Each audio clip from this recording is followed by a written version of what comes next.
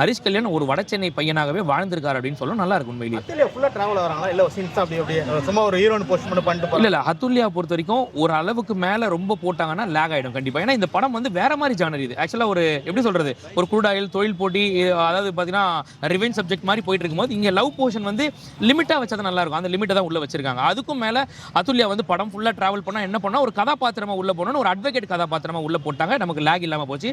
குறிப்பா ஒரு boat scene அதெல்லாம் வந்து பாத்தீங்கன்னா நல்லா இருந்துச்சு சார் உண்மையில. அந்த கெமிஸ்ட்ரி நல்லா இருந்துச்சு.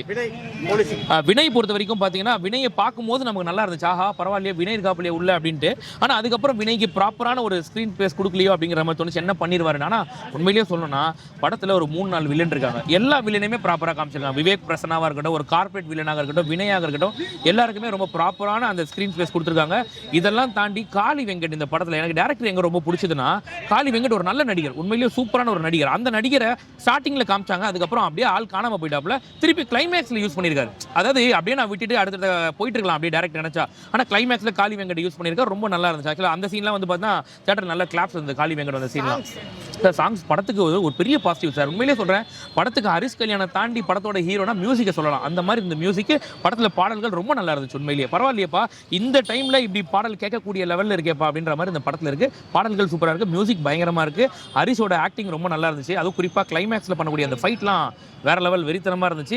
படத்துல எல்லாரையும் ப்ராப்பராக யூஸ் பண்ணியிருக்காங்க. இதை தாண்டி படத்துல கொஞ்சம் அங்கங்க லேக் இருக்க தான் செய்யுது. ஆனா படம் முடிச்சுட்டு வெளியில வரும்போது ஒரு நல்ல படம் பார்த்த ஒரு திருப்தி. ஏன்னா நம்ம சமூகத்துக்கு தேவையான ஒரு படம். நீங்க வந்து எனக்கு சமூக அக்கறைலாம் கிடையாதுப்பா, ஒரு லவ் போர்ஷன் இருக்கணும், அப்படி ஃபைட் சீன் இருக்கணும், கமர்ஷியலா பார்க்கணும் பண்ணா இந்த படத்துக்கு வந்துடாது, கட்டையால அடிச்சிருவோம்.